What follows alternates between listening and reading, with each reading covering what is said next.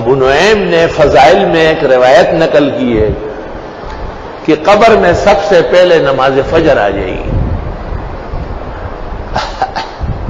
میرے بھائیو، زندگی بھر فجر میں دیر سویر نہ کر، وہ دن ہمارے ذمہ ہے، وہ قبر آنے والی ہے، کوئی بچانے والا نہیں ہے اس کب بھی پیتا سماتا نہ گو رہی پس حالے اور روان ہے پسلور بولی روان اور چراش موس گیا پٹانگار کو الحمدللہ صف کے نشم ادرے دے عجائب دام نیچے بس صف کے نشم ادرے دے مسلح تدلیش۔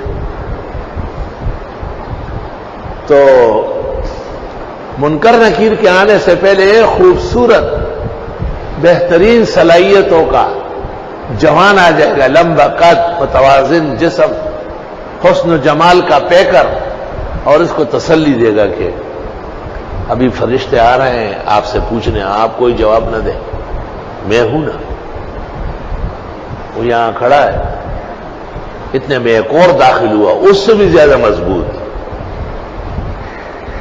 تو یہ یہاں سے جا کر کے اس طرف، تو وہ اس کو اشارے سے کہتے ہیں کہ پیروں کے پاس کھڑے ہو، وہی۔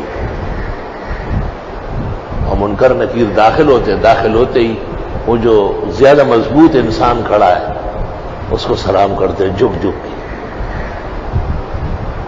وہ ان کو کچھ املا کراتے ہیں مردے کے بارے میں، نام یہ وہ، دین، مذہب، اسلام، شریعت۔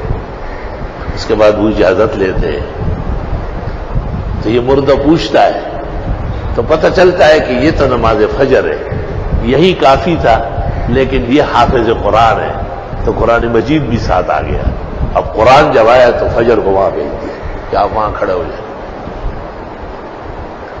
تو فجر کی نماز کو سلطنت سمجھو اور قرآن کریم کو ساتواں آسمان اور زمین سے بڑھ کر سمجھو۔ لا الہ ہے، یہ واقعہ بھی ان کتابوں میں موجود ہے، بالتفصیل کئی نظر سے نہیں گزرا، بعد میں امام ابو نعیم کے فضائل کے اندر مل گیا۔